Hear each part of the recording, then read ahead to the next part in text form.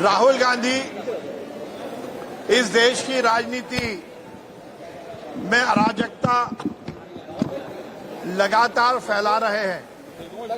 वो कहते तो हैं कि वो मोहब्बत की दुकान चला रहे हैं, पर इस देश में अनर्गल बातें करना और मैं ये कहूंगा कि वो कृत्य करना जो राष्ट्रद्रोह की श्रेणी में आता है, और ये कहना भी कहीं अतिशयोक्ति नहीं होगा कि इस देश के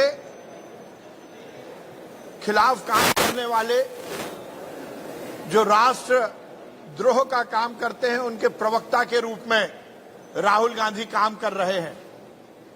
और यदि राहुल के नाम को हम अलग अलग शब्दों से मीमांसा करें तो रा का मतलब रार, हु का मतलब हुड़दंग और ला का मतलब लफंगाई। रार, हुड़दंग और लफंगाई का मिश्रण अब राहुल गांधी बन गए हैं। जिस प्रकार से एआई समिट में इस देश के मान और सम्मान को अंतर्राष्ट्रीय स्तर पर तार तार करने का कांग्रेस के कार्यकर्ताओं ने कृत्य किया और उस दुष्कृत्य पर का समर्थन करके संरक्षण देकर कांग्रेस ने एक बार पुनः अपनी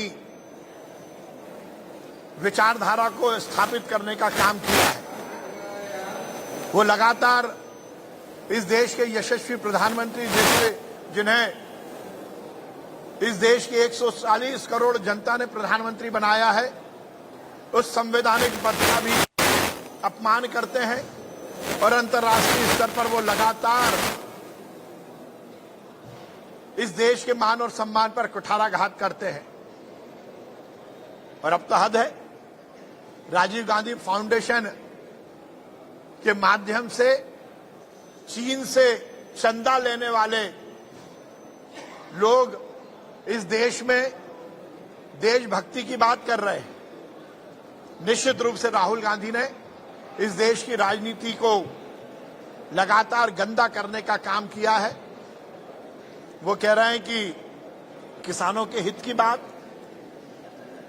मैं राहुल गांधी जी को कहना चाहता हूं, इस देश में बहुत सारे राज्य हैं जहां कांग्रेस की सरकार है और उन राज्यों में किसानों की बद से बदतर स्थिति है।